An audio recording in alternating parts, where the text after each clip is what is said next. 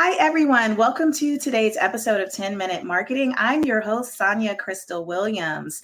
And joining me today, I have Veronica Broomes. Veronica is a business growth coach as well as a mentor to many business owners over across the pond in the UK. Thanks for being here, Veronica. Well, thank you very much, Sonia, for that warm welcome and brilliant opportunity to speak with you and your listeners or viewers. Absolutely. So I'm going to jump right in because, Veronica, over the past few episodes, we've been having conversations with different business owners. And one of the overlapping themes that I've noticed is business owners who have groups or online communities in some way, shape, or form. And they've been finding ways to nurture them. And that's, of course, for those of you listening, one of the reasons why I asked Veronica to be here today. But let's start out first, Veronica, by just kind of sharing a little bit about your background and what you do. Okay, so happy to do that. So my name is Veronica Broomes, and yes, I'm on the opposite side of the pond. I'm in the UK. And what I do as a business growth coach and mentor is help business owners to be able to strategize in terms of their pricing so they can get that right price to ensure profitability, to be able to grow and scale their business using what I describe as the 4P1S system, which is about productivity, planning. It's also about your profitability and pricing and sustainability, because that's one of my areas of expertise. And it's not everyone who needs the S at this stage, but I'm happy to also do that as appropriate. And what I do is to help business owners to grow and scale their businesses, to set the right price, and to do so without burnout. So I do this by way of, initially it was one-to-one sessions, but over the years I've worked into delivering talks and group sessions through business enterprise support organizations, and more recently to launch a business accelerator membership. If there's time, of course, we can explore those. But you mentioned groups, and one of the aspects that I reluctantly came to was actually to set up a Facebook group. So happy to explore that with you. Absolutely. And also just, I want to hit on just for a moment, the fact that you work with the businesses that you are partnering with and that become clients of yours or go through your accelerator on pricing, which is, and I heard the word burnout because pricing is very stressful for a lot of business owners. So just out of curiosity, your business accelerator, is it a set amount of time that people go through this? Is it ongoing? It is ongoing. So it's called the Gold Star Accelerator. And I thought goal is in aspirational and looking for excellence. And you want to be able to star in what you do. It is ongoing from the perspective that people can tap in and out as they need to. Because from my experience of being a coachee or a mentee on growth programs is that you can be overwhelmed with lots of information and pillars to go through. And sometimes what you simply need is someone that you can ask questions of, somewhere that you can go and get the specific information that you need. So pricing is one where people can do a one-to-one session. But in terms of the accelerator, we talk about what not to do, as in terms of mistakes to avoid, as well as what to do. But it's not only pricing in the accelerator. It covers all aspects of your business, but pricing is one area that I've niched in over the years. And way back in 2010, I had trained up as a small business coach. And when you train as a coach, you're told, oh, you should have your niches. And I didn't have a clue as to what niche I should be at that point, because I came as a business owner. I wasn't new to business, but I was new to coaching. And previously I'd done more training rather than coaching. But I realized soon enough that pricing was an area that people struggled with. And even in one of my businesses, which was a training business, I thought if you sell cheap, and I use cheap deliberately rather than low price, you'll find people who think you're offering great value when they've learned about what you're offering, and therefore they'll stay with you. No, they don't. And so I realized that for pricing, it's so important that we step back. So I go through a pricing strategy approach to what I do. And depending on where the business is at, sorry, we can also have what I describe as a revenue model. So we can look at which are the items in your pricing menu, your pricing list, how to position and prepare and plan to achieve those, and then what that would look like if you're able to have those different segments of your menu bought by your clients or your customers. And so that Okay. model gives you a sense as to what maybe you want to put greater emphasis on and which are the Mhm. areas that are higher priced, but you need fewer clients or customers for. Okay, got it. So you used a phrase, I reluctantly started a Facebook group as I've been Yes, I growing my did. business. Let's talk about that word reluctance. What made you reluctant to start a Facebook group to begin with? Because I'm not a digital native. I didn't grow up in the era where Facebook was the place to be, and certainly not for Mm-hmm. business. And so when I think of Facebook, I think of Facebook as the place that people communicate for family or friendships, which I don't do much Yep. of. I have some of that. And so my reluctance was the fact that, yes, I had a Facebook account for many years. Mm-hmm. I had dabbled in some aspects of Facebook and joined many groups for different reasons. And then I learned to be Mm-hmm. in and out of groups because you don't keep adding them to your list. You need to review that list to see which ones are still relevant and then to exit, Yeah. which I didn't know at the start. And then when I Yeah. was in a sales mentoring program, it was suggested that one way in which you can grow your group or develop your links is actually developing a Facebook group. And I thought, I don't know, because the idea of having to be on Facebook and connecting with people and doing the work to keep a group lively didn't appeal to me. I was Yeah. focused on setting up the modules for the 4P 1S system and getting the Mm-hmm. training in there and recording the videos. And I had started or restarted a mailing list because I've had different mailing lists over time. And then I thought, okay, because you're focused and you've invested in this sales strategy, and if this sales mentor is saying it's one of the approaches, Veronica, you should do it. Because she'd also Yeah. said I should do Instagram lives, which I also did reluctantly, but I probably enjoyed doing those more until I decided it wasn't helpful to be speaking to myself so often on lives. It wasn't Coming back to delivering. coming back to the Facebook group. So I started and I invited the mentor and then the person who was developing the modules, so doing the background work in terms of creating that program that was going into the Mm-hmm. training. And then I invited a few of the people who were in the group because we were a relatively small cohort on the sales mentoring program. And so it Mm-hmm. started gradually. Oh, and then my social media assistant, yes, she was in the group and we had plans as to how we'll grow this group. And Mm-hmm. yeah, and it was just a slow. So like the first year or so of this group, I had less than 50 Mm-hmm. members. I probably had like 30 something people in the group Mm-hmm. over time. But I thought that, yeah, maybe I still need to do this group, but how to do it wasn't I didn't have the answer because what didn't appeal to me was to be on Facebook, just messaging people, inviting them to the group, because I still had to do the work after. And then Right. with my social media assistant, we planned a strategy that, yes, we'll reach out to influencers. I had some other support with that. We'll reach out to invite people into the group. So we started doing some of that.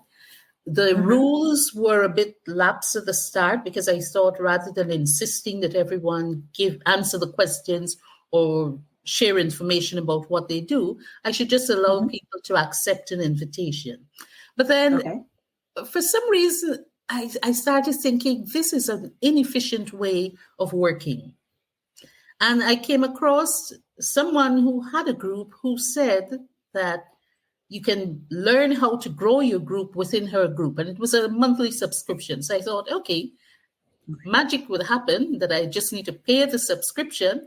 And then suddenly I'll be flooded with lots of people in my group. So, you know, the post that you go through, which would say, yes, I'm looking for whatever it is, or I help whatever it is, or you join other people's promos and then you can put asterisk VIP or whatever the program is. So I did that for a few months. And then I realized it's not magical. It doesn't happen that people just start coming to your group. You need to do the work. And so you actually need to be in groups, posting, making comments, responding to others. And so I was with that subscription for about 3 months. And I realized if I'm doing all this hard work and I'm still paying a subscription and I didn't get this magical number of hundreds of people coming into the group immediately, well, then it means that this learning has to be used in a different way. So it's about being consistent. It's about posting in other groups. But I did have a period where within less than a month, I actually had like 300 people in the group. It took maybe about 6 months to get to the first 100. So I continued doing this slow. But then I got to the stage where, I could see the results. I could see how you can get lots of people joining your group. You can get lots of people, 10, 15 people signing up daily in your group. And because I went through that accelerated period, I'm convinced now that it is possible to grow your group, but you do have to put in the hard work. At present, I'm not doing any of those subscriptions within other people's groups, but that doesn't mean I will not do it in future, because I could see how a focus period of promoting as a VIP in another group can allow you to grow your members. So we've just crossed 600. So we now at the stage where I have 608 or 610. But that's a huge change from where I was just a few years ago. Well, and to start from zero, so I want to break your story down in a few ways. Because you started a group with no base, right? Some people will launch into the creation of an online community because they have a big email list, or they already have an audience that exists somewhere. So it is definitely, to your point, it can be and feel very challenging when you're in a position where I am starting this completely from scratch. So growing to a few hundred of strangers who are now a part of your group and engaged is a huge accomplishment. I also want to back up to that group that you were in. So you mentioned you were in like a sales mentorship group that you were a part of. And first just saying, and I hope everyone's listening to this, particularly those of you that are new business owners, that the learning doesn't stop.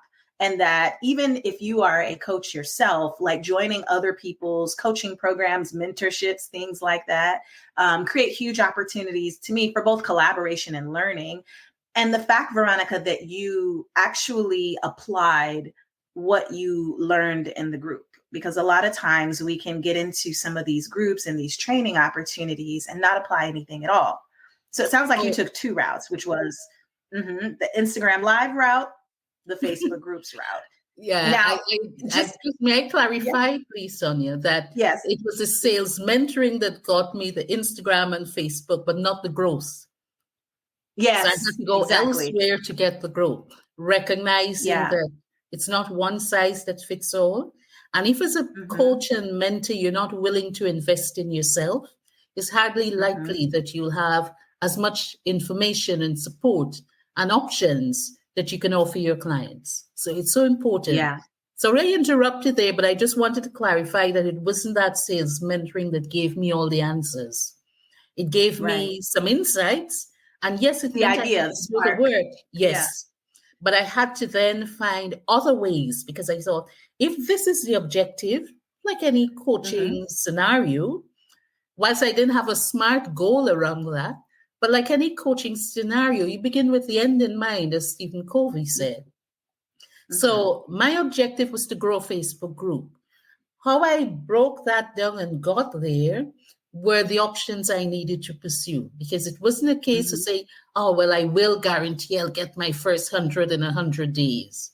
No, because at that time, especially since I was reluctant, I couldn't see the point of having an objective like that. No, I don't want to be spending 4 hours a week or 4 hours a day putting messages on Facebook in the hope that I'll have people joining my group.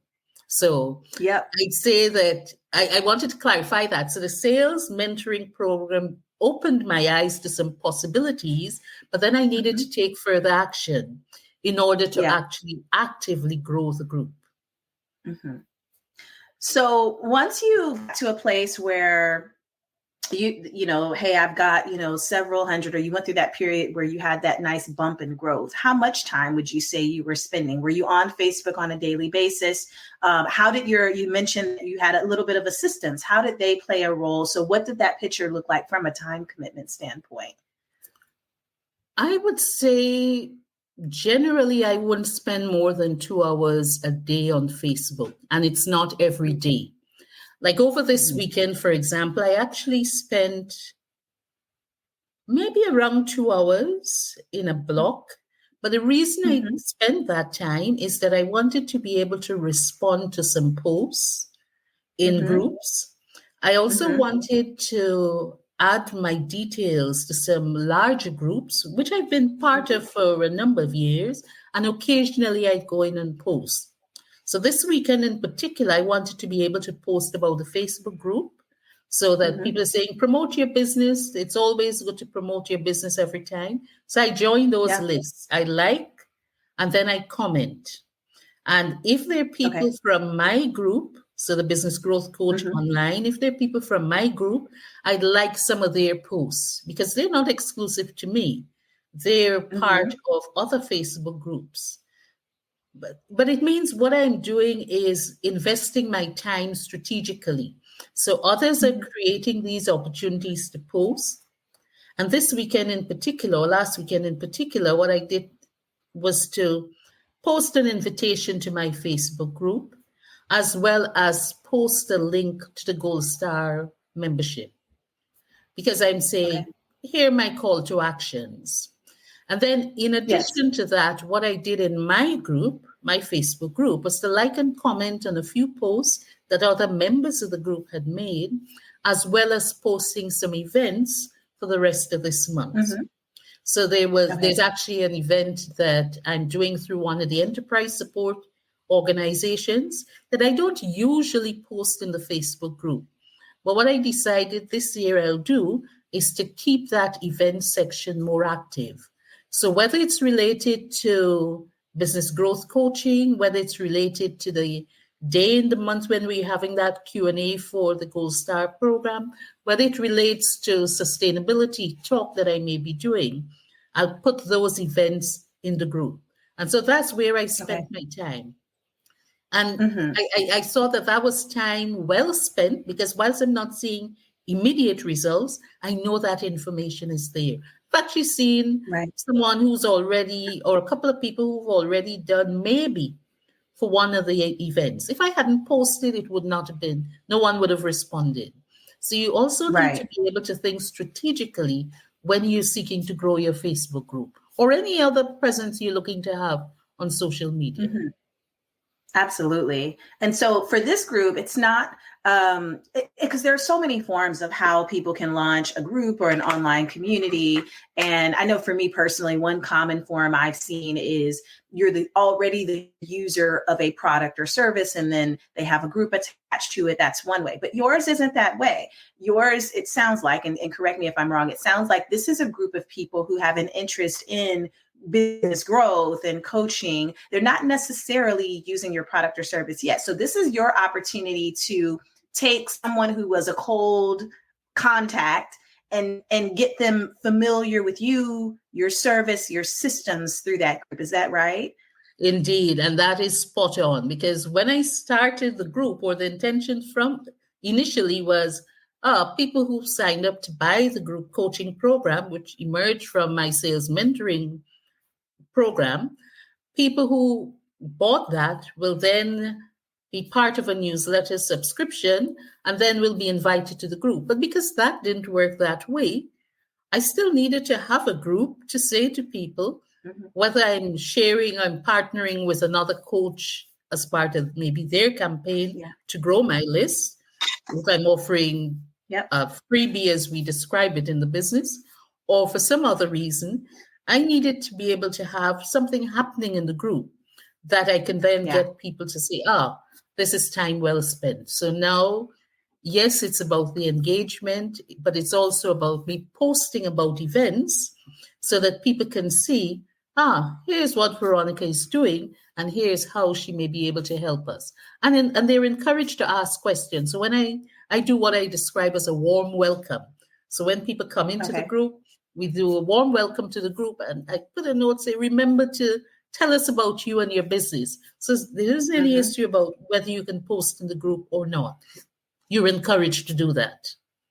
Yeah. Wow. Good stuff. Veronica, thank you so much for sharing this intriguing journey of launching the Facebook groups and really just getting into some of the nitty-gritty details of what it looks like to build one from 0 to 600 plus today. So again, congratulations on that. Where can people get in touch if they'd like to see more about your Facebook group or even some of your particular services and tracks that you offer as a business coach? Well, thank you for asking that question, Sonia, and your invitation to share my details. So, of course, I'd love to have more people in my Facebook group because I've explained it's about business growth. It's about helping people to be able to grow and scale without burnout. And pricing is one of those areas I can certainly help you with to be more profitable. So I'll share the link for my Facebook group, but I also have an Instagram account. So if you're on Instagram or you would like to reach out to me in any other way, I'd say my link tree is the best because the link tree not only has the social media information, but it also has a downloadable ebook, which is about 8 common pricing mistakes to avoid. I think it's still 8. And so this is just a start as to what you should not do when you're setting your prices. So I'll share those details so that when the recording of this podcast goes out, it means that your listeners and your viewers will also have the opportunity to connect with me. And I'm always open to that connection and collaboration and working in partnership, similar to what we're doing here today, Sonia. Absolutely. Okay. So what's the link, the Instagram link for anyone that wants it? We'll drop that in the comments. And then the Facebook group, what's the name of the group, Veronica? It's Business Growth Club Online. Perfect. All right. Wonderful. Yes. All right. And on Instagram, the handle is biz coach and UK. So Biz Coach UK. But I share the information in the chat, so I know you'll be able to retrieve that and add it. But there's also the link tree that will give you all the other parts of most of the other aspects of my social media presence. Absolutely. So everyone, once you go to Instagram, you can go to Linktree from there, get access to that guide, or also check out the Facebook group. Well, thank you so much again, Veronica. Thanks everyone today for listening or watching. And until next time, have a good one. Thank you again, Sonia, and all the best to your listeners and viewers. Thank you. And welcome.